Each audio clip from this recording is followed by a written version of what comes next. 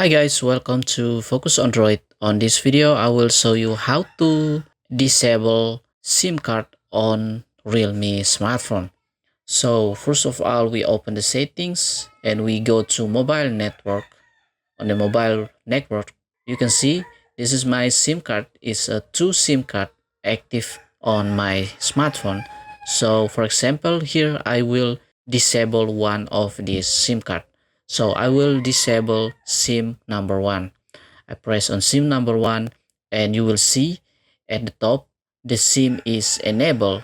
You just need to press on the right to disable the SIM. And now the SIM is already disabled.